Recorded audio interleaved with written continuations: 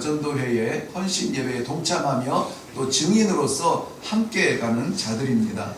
그 가운데 하나님께서 오늘 이 다니엘서는 구약 성경, 구약 말씀 가운데 설교하기가 물론 모든 말씀들이 다 두려운 마음으로 준비하며 증거해야 되겠지만 이 다니엘서는 더욱더 기도를 많이 해야 되고 많이 준비해야 되고 그렇게 조심스럽게 말씀을 묵상해야 합니다.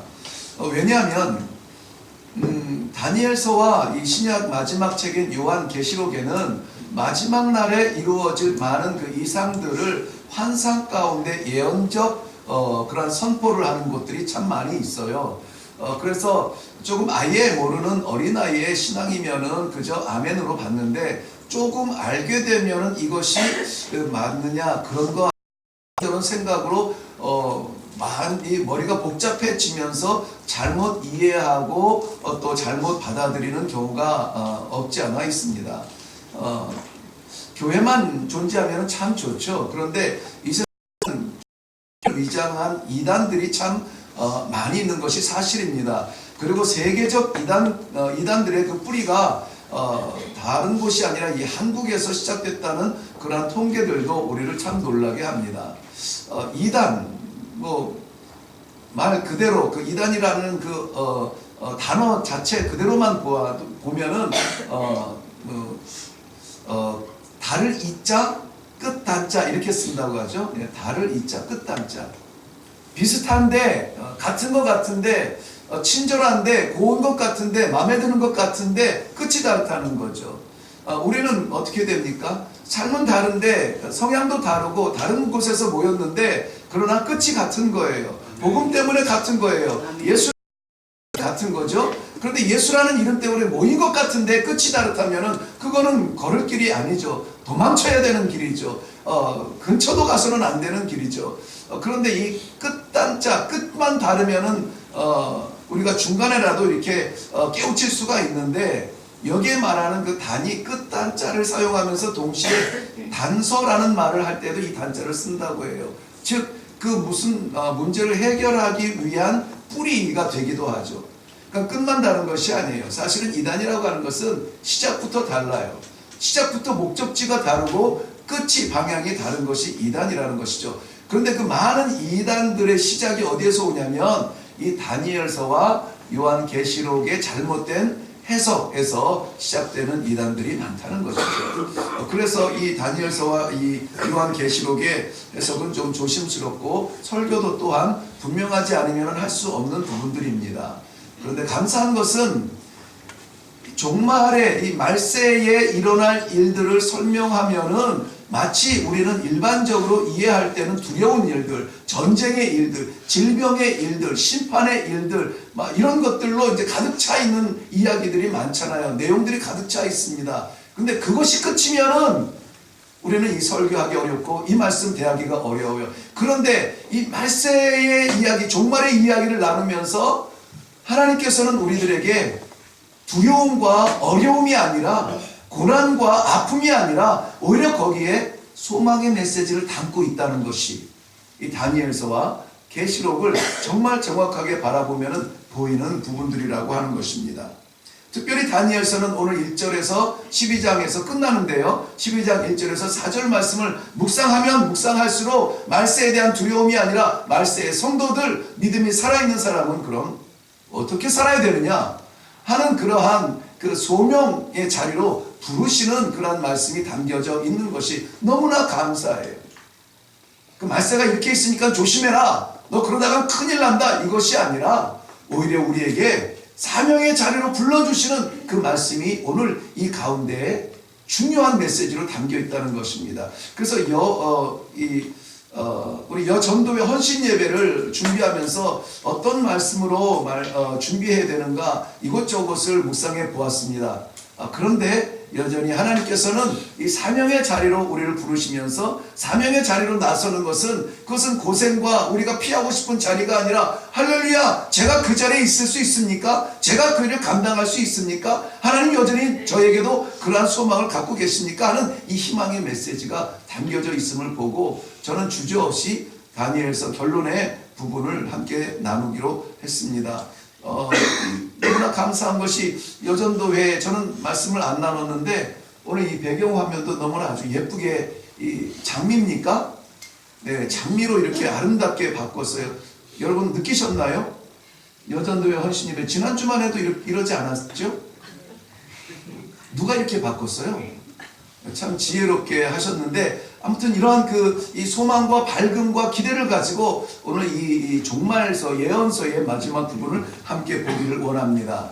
네, 우리가 헌신 예배하면은 헌신이라고 하는 말에 조금 바로 이해할 필요가 있다고 생각이 되어지는 게 뭐냐면은 헌신은 결론이 아니에요. 헌신은 과정입니다. 시작이고 흔히 이야기할 때 우리가 어떤 은혜를 받으면 감동받아서 나에게 이런 은혜를 주시니 내가 이제 주를 위해서 어떻게 갚아드릴 수 있을까요? 하고 하는 일을 헌신이라고 생각해요. 헌신은 그런 결론이 아니에요. 은혜 받은 다음에 하는 것이 아니에요.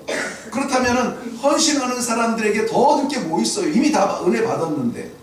근데 진정한 헌신은요, 하나님께서 우리에게 다가와 주시고 우리의 이름을 불러주시고 구원해 주신 것만으로도 감사합니다. 이미 받은 은혜, 이미 받은 구원, 그것을 인하여서 우리가 하나님 앞에 살아드리겠다고 작정하는 삶의 자취가 헌신이어야 되는 거예요.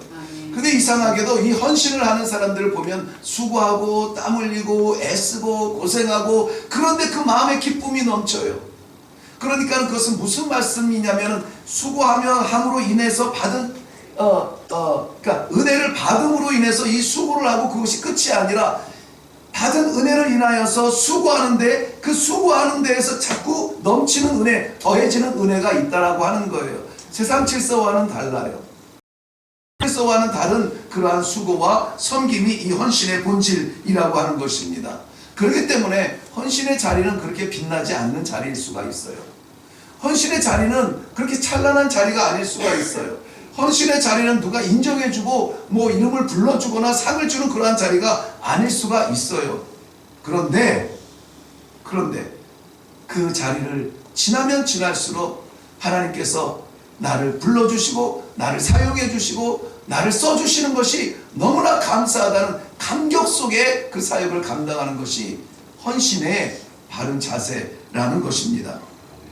이 다니엘서에 보면은 종말을 살아가는 성도들이 무슨 은혜를 받아서 그 대가로 하나님의 일을 하는 헌신이 아니라 우리를 구해주시며 우리를 여전히 기억하시는 하나님, 우리의 그 성도로서의 이 땅에 존재하는 것만으로 감격하여서 그 어려운 자리, 그 외진 자리, 그 수고의 자리에 기꺼이 뛰어드는 그러한 성도들의 삶의 과정이 헌신이라는 것입니다.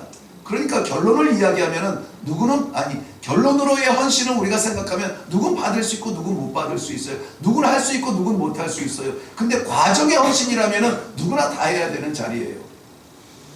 직분을 떠나서 경륜을 떠나서 누구나 다 그 은혜 받은 사람들이 누구나 다 해야 되는 그러한 자리가 헌신의 자리예요. 저는 아직 때가 안 돼서, 저는 아직 준비가 안 돼서, 그러면은 더 헌신의 자리에 있어야 돼요. 왜냐면은 준비가 안 됐을 때에 하나님께서 채우시는 은혜를 맛볼 수 있는 자리가 어디냐? 구경꾼의 자리는 아니에요. 헌신의 자리라는 것입니다. 2019년 하나님께서 허락하신 이 한 해가 벌써 11월 첫 주가 됐어요. 11월 첫째 주일이에요. 제가 이 설교를 이렇게 작성을 하는데 칸을 메우는데 10월달이 꽉 차서 넘겼어요. 11월달이더라고요. 2달 남았어요. 어떻게 지난 10개월 동안 살았는지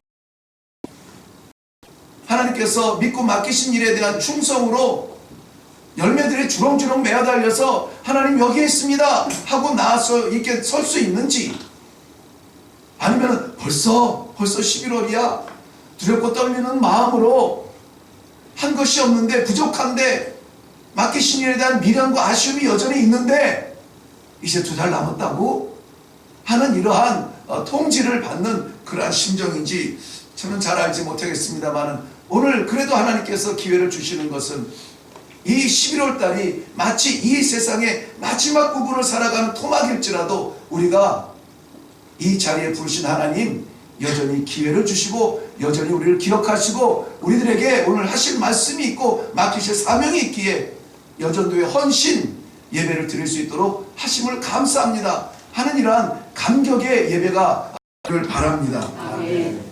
저는 여전도의 헌신 예배를 시작하면서 어미의 심정이라는 말을 드렸습니다. 정말 어미의 심정으로 이 마지막 다급한 2개월을 하나님 앞에 살아간다면은 우리 일회교회를 품는 그 어미의 마음은 얼마나 뜨거워야 되겠습니까? 놓치는 부분 없어야 되겠죠. 놓치는 자식 없어야 되겠죠. 놓치는 끼니 없어야 되겠죠. 혹여라도 놓칠까봐 이곳저곳 돌아보면서 어미의 심정으로 바라봐야 되겠죠. 그러한 마음이 오늘 헌신하는 우리 모든 여전도의 회원과 또 이에 증인되는 모든 성도들의 마음에 같이 있기를 바랍니다. 오늘 1절 말씀에 보면은 그때에 라고 시작을 하고 있습니다. 그때에 내 민족을 호위하는 큰 군주 미가엘이 일어날 것이다 라고 말하고 있습니다. 1절 말씀에는 서로 어울리지 않는 이 단어들이 대립처럼 이렇게 마주보고 있는데요. 하나는 뭐냐면은 호위한다라는, 보호한다라는 말, 환란이라는 단어예요. 근데 환란은 무너뜨리는 거고 깨트리는 것인데, 호위하는 것은 보호해주고 감싸주는 거예요. 이 둘은 어울리지 않지만은 같이 등장하고 있어요. 게다가 마주보고 있습니다. 또 다른 이 단어의 대립은 환란이라는 단어와 구원이라는 단어예요. 그때까지 없었던 전무후무한 환란이래요. 이것은 쉽지 않은 환란이에요. 생각보다 끔찍한 환란이라는 것이죠. 그러나 거기에 대립하는 단어가 뭐냐면 모든 자의 구원이라는 것입니다. 환란은 모든 것을 깨트릴 만큼 무서운 환란이지만 그러나 그 가운데서 구원하시겠다라고 하는 하나님의 약속이 대립하고 있어요. 환란은 호위하지 않으면 안 될 만큼 무서운 환란이랍니다. 그저 그런 대로 살아가서는 패스할 수 없는 그런 환란이에요. 그래서 잠시의 고민 가지고 속상한 정도로 넘어갈 수 없는 환란이에요. 전에 없었던 환란이라고 했습니다. 그 사정을 우리 그 환란을 만나는 우리보다 더 잘 아시는 하나님께서 호위하는 큰 군주 미가엘을 보내주신다 약속해 주시는 것입니다.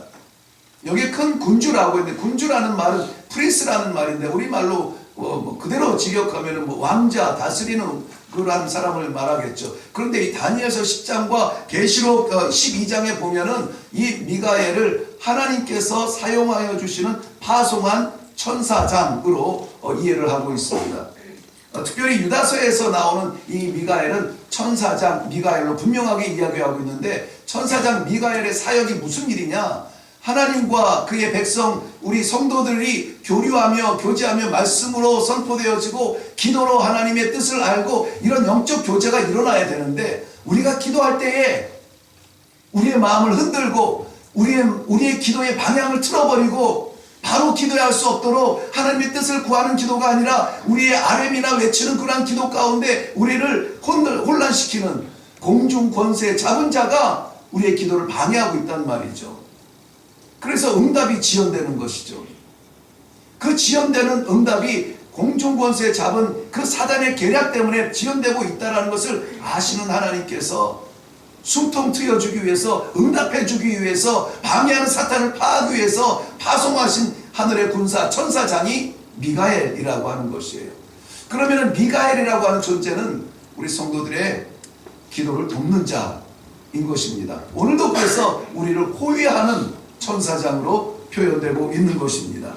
그때 말세 중에 말세라고 말하는 것입니다.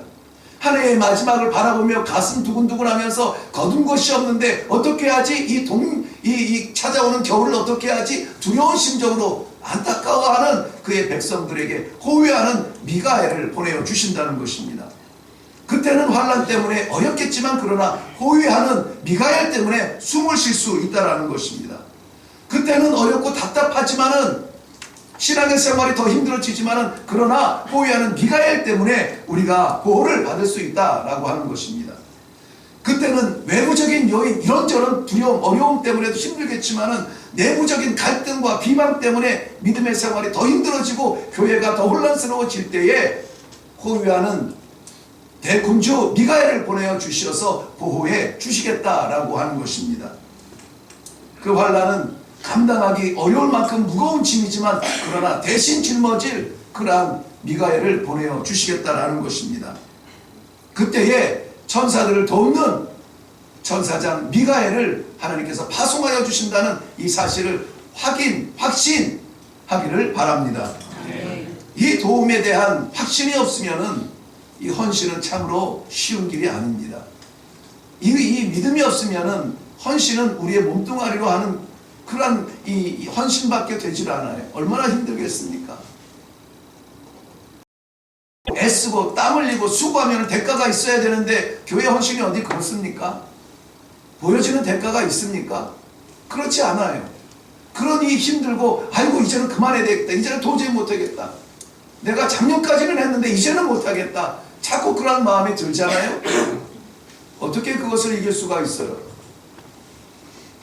공중 권세 잡은 자의 방해를 깨뜨리며 끊임없이 하늘 고자를 뚫고 나아갈 수 있는 기도의 힘을 얻을 수 있도록 우리의 영역이 쇠하지지 아니하도록 우리를 호위하는 미가엘, 하나님께서 파송하시는 이 천사장 미가엘의 존재를 우리는 믿으면서 도움에, 우리를 위한 중보에, 우리를 위한 하나님의 돕는 손길이 있다는 것을 기억하시고 멈추지 말고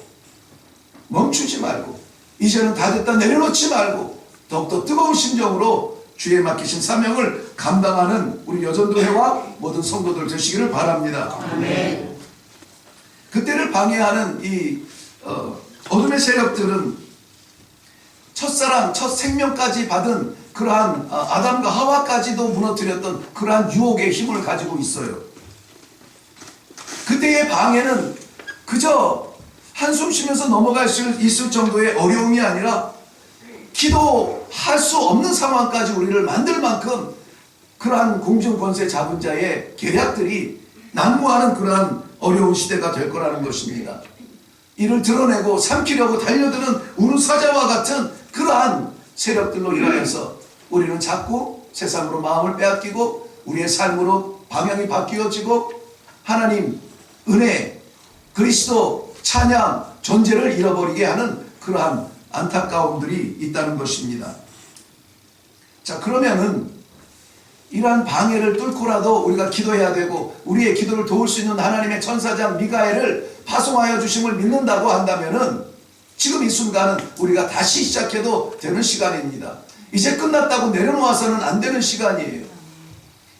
사랑하는 성도 여러분, 우리가 하나님 앞에 헌신하며 주의를 감당하고자 할 때에 연초가 쉬울까요? 연말이 쉬울까요? 바꿔서 말씀드릴게요. 연초가 어려울까요? 연말이 어려울까요? 네, 그렇죠. 예, 둘 다 어렵죠. 네, 둘 다 어렵습니다. 이게 쉬운 일이 아니잖아요. 그런데 그나마 저울에 올려놓으면은 연초는 그래도 작정이라도 하죠. 예, 3일이라도 우리는 작정합니다. 아, 올해는 이렇게 섬겨드릴 거야. 올해 하나님께서 기회를 주시면 이렇게 할 거야. 말씀을 이렇게 볼 거야. 전도를 이렇게 할 거야. 섬김을 이렇게 할 거야. 뭐 작정을 딱 하죠. 예.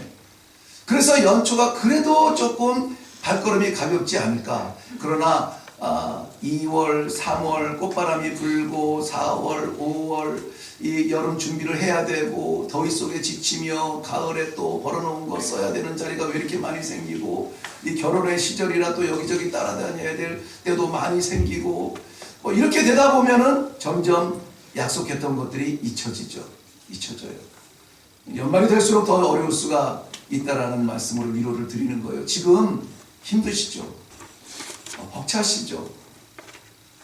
가뜩이나 아이고 말씀 안 해도 마음 급한 거 알겠는데 11월 이제 2달 남았다고 자꾸 그렇게 말씀하시니까 왜 이렇게 지나온 그 10개월 동안 하지 못한 것이 아쉽고 한숨이 나오는지 모르겠죠. 그래도 오늘 이 자리에 불러주시고 뿐만이 아니라 헌신 예배로 작정하게 하시는 것은 기회입니다. 기회예요. 포기하지 아니하시는 하나님의 기회인 것입니다. 자, 한번 저를 따라서 해볼까요? 기회입니다. 기회예요. 기회. 아직 기회가 있다는 거예요. 아직 포기하지 않았다는 거예요.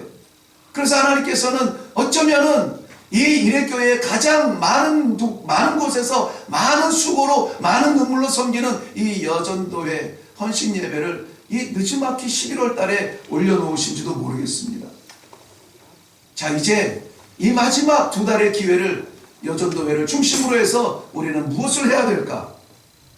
그때에, 지금 이때에 다시 한번 힘을 합해서 기도할 수 있기를 바랍니다. 1절 하반절 말씀에 보면 그때라는 말이 또 나오는데요. 그때에 내 백성 중에 책에 기록된 모든 자가 구원을 받을 것이다 그랬습니다.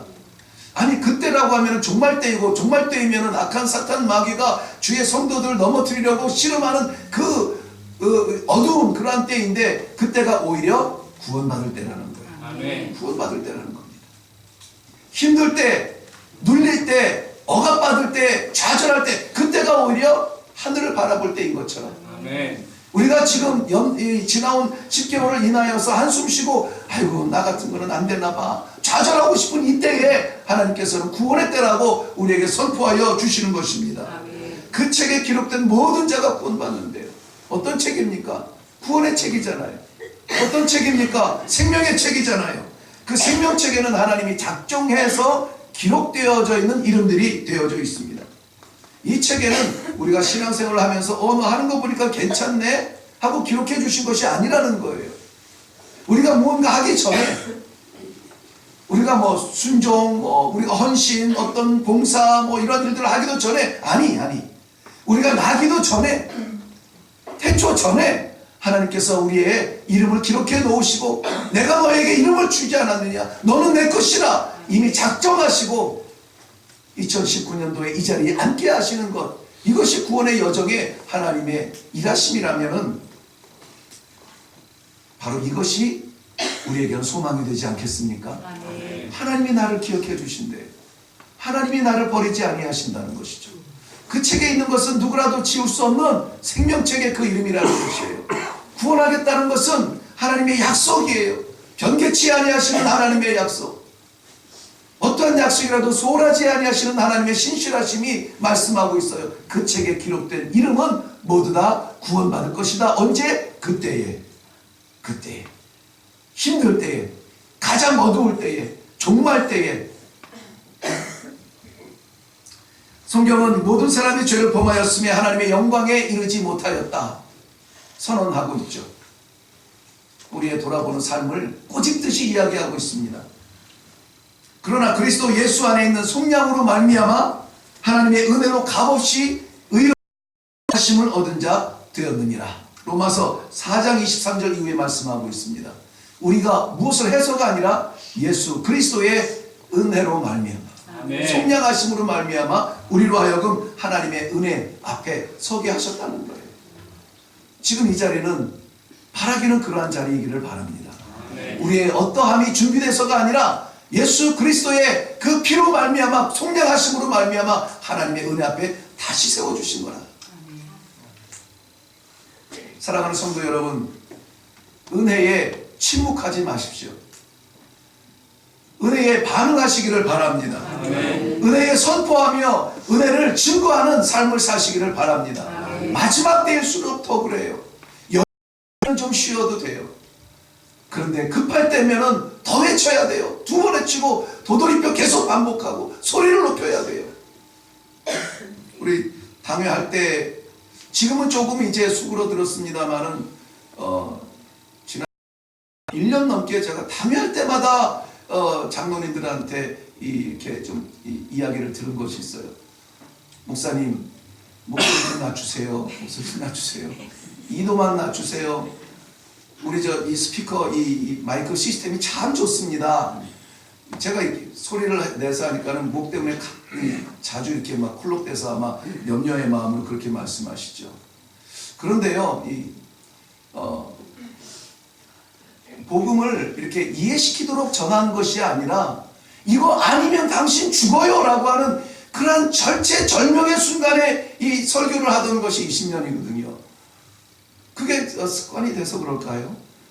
근데 그 영혼들 뿐만이 아니라 우리도 마찬가지잖아요. 이 말씀 제대로 받지 않으면 우리는 그냥 존재하는 허수아비가 아니라 죽어요.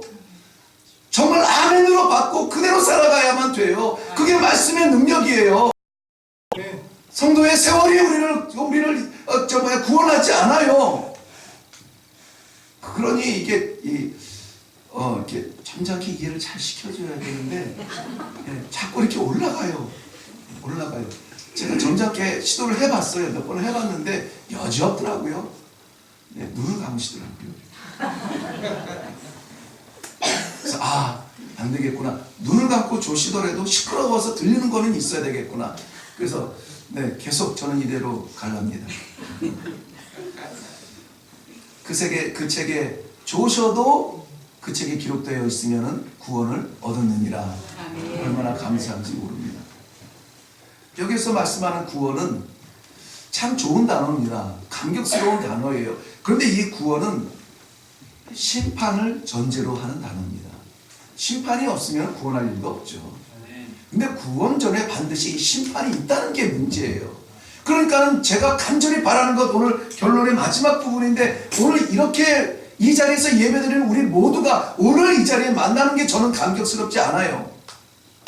그날 그 자리에서 하나님께서 부르는 그 이름 앞에 우리 다 같이 만나는 그 자리가 나는 너무나 기대되고 감격스러울 것 같아요.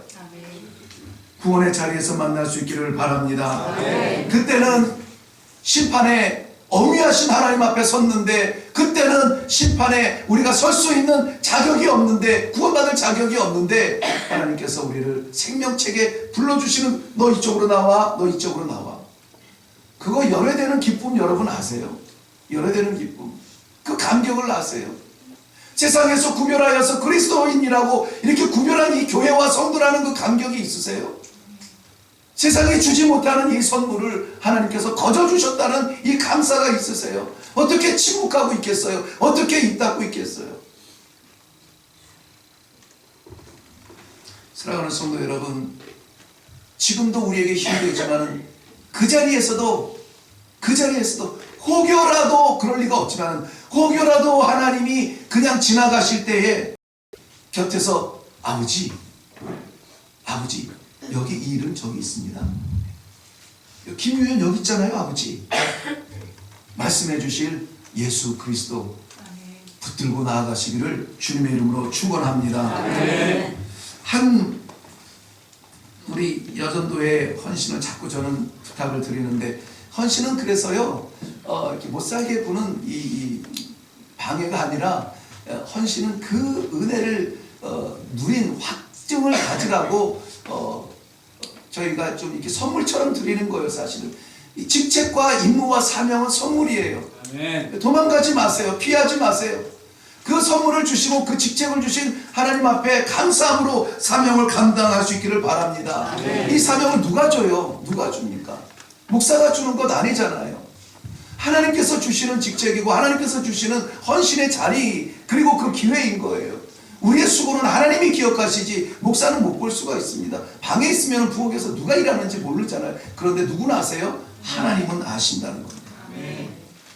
자, 그 영광의 자리에서 잘했다, 잘했어, 착하고 충성된 종아, 내가 너에게 그거 맡기기를 참 잘했지 뭐냐, 이렇게 인정할 성도님들이 되시기를 주님의 이름으로 축원합니다. 그러기 위해서 우리가 해야 될 일이 두 가지가 있는데요.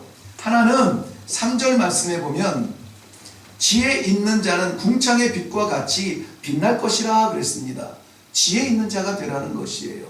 이 지혜 있는 자는, 이 지혜는 진리에서 옵니다. 요한복음 8장 32절 말씀에 진리가 우리를 올무나 매임에서 자유케 하리라고 말씀해 주셨어요. 우리가 자유케 되는 것은 우리의 자력으로 될 것이 아닙니다. 진리가 우리 안에 왔을 때 이 진리로 인하여서 우리가 자유를 찾게 돼요. 이 진리는 우리에게 이 자유의 길을 찾을 수 있는 지혜를 주는 길입니다. 진리는 세상에서 우리가 받을 수 있는 곳이 없어요. 세상에서 찾을 수 있는 자리가 없어요. 말씀하신 대로, 말씀 나눈 것처럼 오직 예수 그리스도, 그에게서만 진리가 있으며 그만 우리에게 이 진리를 증거해 줄 수 있는 진리 그 자신이라고 말씀해 주셨습니다. 두 번째는 3절 말씀에 보면 많은 자를 옳은 대로 돌아오게 하라. 많은 자를 옳은 대로 돌아오게 하라는 것입니다. 전도라고 하는 것이요, 그냥 길을 가르쳐주는 안내자가 아니에요. 그냥 길이 이쪽이 살 길이 있어요. 물론 이것만으로도 우리는 어마어마한 사명을 감당하는 겁니다. 그러나 전도가 그냥 길을 가르쳐 주는 것에서 멈추는 것이 아니라 그 길을 밟는 사람들이 살아나는 생명을 구하는 그러한 길이라는 것이에요. 생명을 살리는 일이 전도회라는 것이죠. 그러므로 이 마지막 시대에 하나님께서 사용하기를 원하시는 헌신의 자리에 서 있는 여전도회나 이에 증인되는 우리 모두는 이 전도의 사명을 멈춰서는 안 돼요. 전도는 우리의 취미가 될 수도 없고, 전도는 우리가 좋아하는 일이 될 수도 없어요. 몸이 부서져라, 마음이 깨어져라, 고생하는 그러한 길이에요. 그런데도 의미가 있는 것은 무엇입니까? 생명을 살리는 일이기 때문에 그렇습니다. 우리는 우리 지척에 있는, 우리의 능력에, 우리 걸음걸이가 걸을 수 있는 지척에 있는 영역에서 이 전도를 멈추어서는 안 돼요. 우리가 알지도 못하는 민족에게까지 나아가서 그러한 종족들도 하나님을 알 수 있도록 이 전도의 사명을 넓혀서 선교의 자리까지 우리 이대교회가 나아가야 될 줄로 믿습니다. 그 자리에 기를 바라요. 전도는 전도부가, 선교는 선교부가, 이 도대체 어느 교회에서 세운 법이에요. 모두 다가 해야 되는 거예요. 모두 다가. 하나님께서 앞장 세우실 때에 그들은 물론 애쓰고 수고합니다. 우리보다 더 많이 애쓰죠. 우리는 같은 손잡고 같이 나가야죠. 얼마 전에도 말씀을 나눴지만은 한 사람이 10발자국 가는 것보다 10사람이 한 발자국 같이 나가는 것이 더 의미가 있다고 말씀 나눴잖아요. 우리 모두 다가 마지막 시대에 맡기신 사명 앞에 부끄럽지 않게 할 수 있도록 기도하며 나아갈 수 있기를 주님의 이름으로 축원합니다. 기도하겠습니다.